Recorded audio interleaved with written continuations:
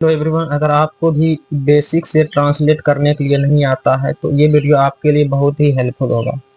तो सबसे पहले देखिए, आपको ट्रांसलेट करने के लिए दिस और डैट का प्रयोग आना चाहिए।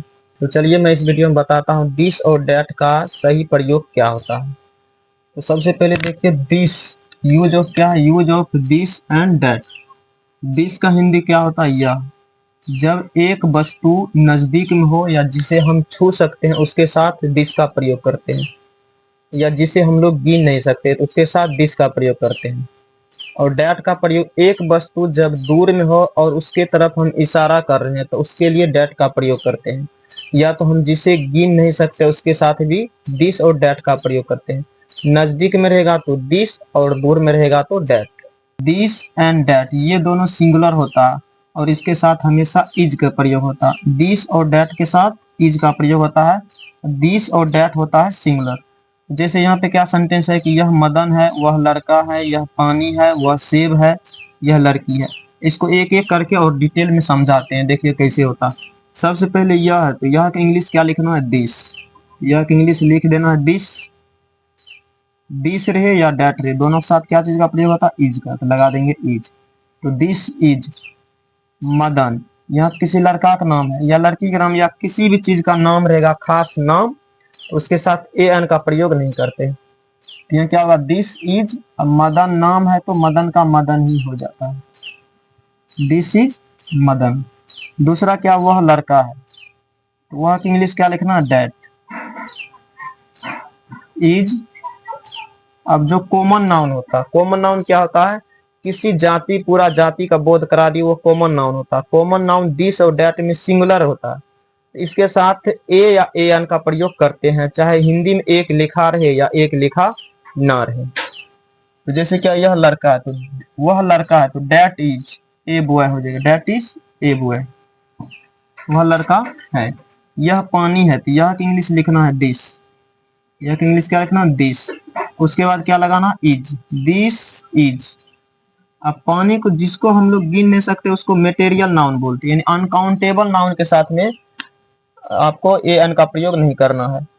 तो दिस इज वाटर होगा, ए और एन का प्रयोग नहीं होगा। और सीधा याद रखना, नाम में एन का प्रयोग नहीं होता, या जिसे हम लोग गिन नहीं सकते उसके साथ भी एन का प्रयोग नहीं करते हैं।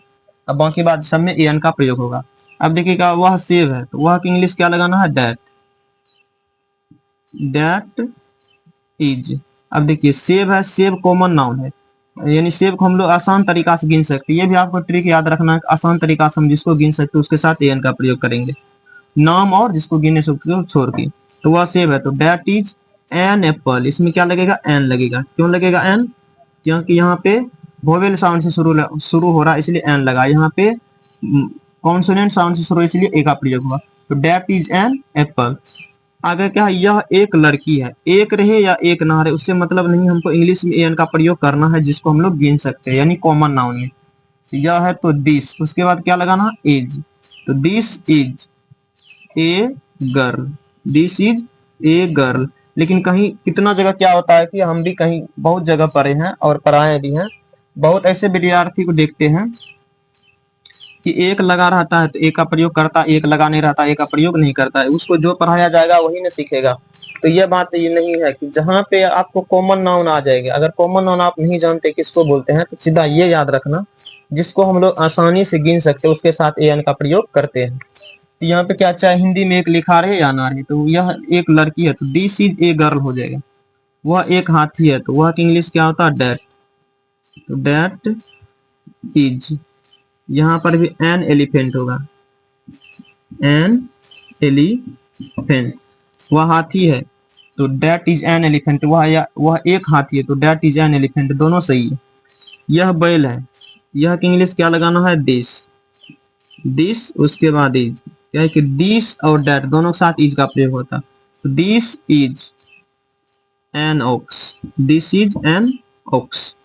वह राधा है तो राधा क्या हो गया, नाम हो गया, तो नाम के साथ में ए एन का प्रयोग नहीं करना है। तो that is Radha, that is Radha. फिर क्या, यह चीनी है तो यह इंग्लिश क्या लगाना है, दिस। उसके बाद क्या होगा, इज। तो दिस इज। अब चीनी की इंग्लिश क्या होता है, शुगर, तो लिखना है शुगर। इसको हम लोग आसान तरीका से गिन नहीं सकते चीनी को, इसलिए इसमें एन का प्रयोग नहीं होगा। तो दिस इज शुगर, वह आम है। अब आम हो गया कॉमन नाउन, तो दैट इज ए मैंगो। आपको कॉमन नाउन नहीं पता है, ये आपको रखना है ध्यान में, जिसको हम लोग आसानी से गिन सकते हैं उसके साथ में एन का प्रयोग करते हैं। नाम में और जिसे गिन नहीं सकते उसके साथ एन का प्रयोग नहीं करते।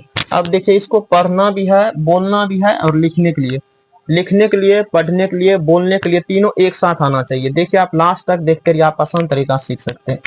देखिए क्या, इसको एक बार पढ़ देना। यह मदन है, तो दिस इज मदन, वह लड़का है, दैट इज अ बॉय या ए बॉय बोल सकते हैं। यह पानी है, तो दिस इज वाटर, वह सेब है, दैट इज एन एप्पल। यह लड़की है, तो दिस इज ए गर्ल, वह हाथी है, दैट इज एन एलिफेंट। यह बैल है, तो दिस इज एन ऑक्स, वह राधा है, दैट इज राधा। यह चीनी है, दिस इज शुगर, वह आम है, दैट इज ए मैंगो। तो चलिए अब देखिए इंग्लिश में इसको बोलेंगे कैसे, ध्यान से लास्ट तक देखते रहिए। अब देखिए मेरे साथ आपको बोलने के लिए प्रैक्टिस करना, जैसे जैसे हम बोलते जाते वैसे वैसे आप बोलते जाइए। आप इंग्लिश लिखने के लिए, पढ़ने के लिए, बोलने के लिए तीनों आ जाएगा। जैसे देखिए क्या है, दिस मतलब यह, डेट मतलब वह, दोनों के साथ क्या बोले थे लगाने, इज। दोनों की इंग्लिश, दिस मतलब क्या होता है यह, डेट मतलब वह, दोनों के साथ ये दिस और डेट सिंगुलर है, दोनों के साथ इज का प्रयोग होता है। और कहाँ ए कहाँ एन लगता है ये हम लगा दिए। मेरे साथ आप बोलते रहिए, आप प्रैक्टिस करने के बाद आपको आराम से आ जाएगा। जैसे दिस है, तो पहले दिस के साथ सभी को बोल लेंगे, क्या है, दिस इज अ बॉय। इसका हिंदी निकालना है, यह लड़का है। पहले इसको बोलना है, उसके बाद इसको, उसके बाद इसको। दिस इज अ बॉय, यानी पढ़ेंगे सीधा, हिंदी निकाल लेंगे उल्टा, यह लड़का है, ऐसे बोलना है। फिर दिस इज एन आउल, यह उल्लू है। दिस इज अ पेन, यह कलम है। यह तो यह एक कलम भी बोल सकते हैं, नहीं भी बोलेंगे कोई दिक्कत नहीं। फिर दिस इज वाटर, यह पानी है।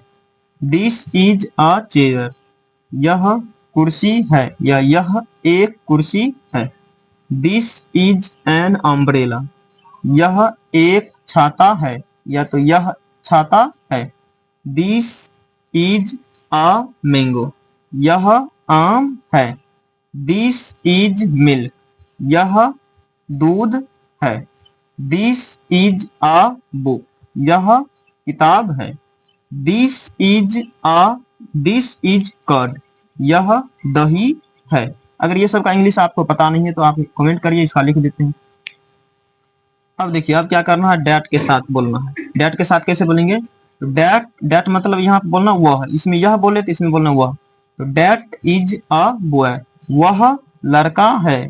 डैट इज एन आउल, वह उल्लू है। डैट इज अ पेन, वह कलम है। डैट इज वाटर, वह पानी है। डैट इज अ चेयर, यह एक कुर्सी है या तो यह कुर्सी है। डैट इज एन अम्ब्रेला, यह छाता है। डैट इज ए मैंगो, यह आम है, वह आम है। डैट इज ए मैंगो, वह आम है। डैट इज मिल्क, वह दूध है। डैट इज ए बुक, वह एक किताब है। डैट इज कर्ड, वह दही है। इस प्रकार से आपको मेरे साथ अगर प्रैक्टिस करिएगा तो आप इंग्लिश लिखने के लिए, पढ़ने के लिए, बोलने के लिए तीनों आराम से आसान तरीका से आ सकता है। तो कैसा लगा ये वीडियो आप लोग कमेंट करके जरूर बताइए। अगर आप इंग्लिश लिखने के लिए, पढ़ने के लिए, बोलने के लिए, इंग्लिश बुक को हिंदी में समझने के लिए सीखना चाहते हैं तो ये चैनल आपके लिए बहुत ही हेल्पफुल होगा, क्योंकि मैं अब डेली एक वीडियो इंग्लिश का लाता रहूंगा। अगर